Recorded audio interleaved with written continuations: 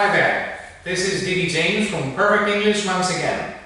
And today I'm going to talk about inverted conditionals. As you realize, inverted conditionals is quite an advanced grammatical phenomenon in English. So I suggest that if you do not know the basic conditionals, you first watch my previous video, which was about the basic conditionals, which means the first, the second and the third conditional. Today I'm going to show you how to invert the subject and the verb to create what is known as inverted forms. This is a feature of written English more than spoken English, and it's the kind of structure that is often tested in advanced language examinations, such as the proficiency exam in English. But it's also important to know if you want to write a formal letter, or if you want to advance your English somehow, and speak a more sophisticated, refined variety of the English language.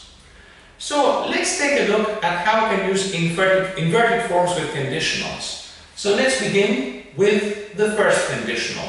First, I'm going to show you the normal structure, let's say, and then I'll show you how to transform it into an inverted structure. So let's look at the normal sentence. Here it is. If I feel hungry, I'll buy a snack.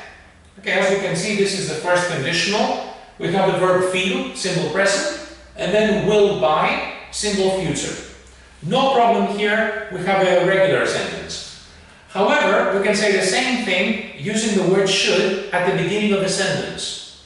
So we can transform the previous sentence into a new one, which reads, should I feel hungry later, I will buy a snack.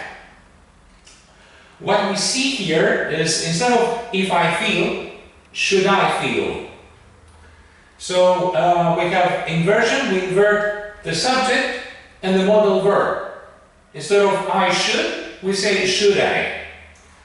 The second sentence says exactly the same thing as the first sentence.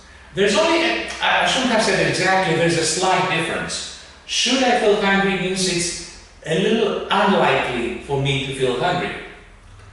But there isn't much of a difference other than that. Moving on to the second conditional. Here's an example of a regular sentence.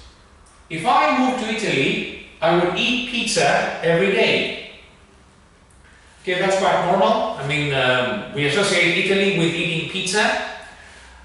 So that's something that somebody who would like to go to Italy would think about.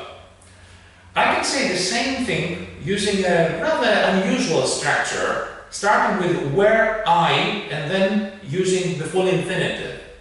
Here's how we can transform that sentence in one that contains an inverted form.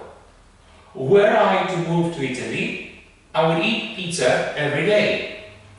What we've done here is we've used were I at the beginning of the sentence instead of I were I. That is an inverted form, because we invert the subject and the verb. And then we use a full infinitive to move. Okay. Once again, were I to move to Italy, I would eat pizza every day. That might seem a little complicated to you, but in fact it's quite common in written English. Now let us move on to the third conditional. Here's a standard sentence.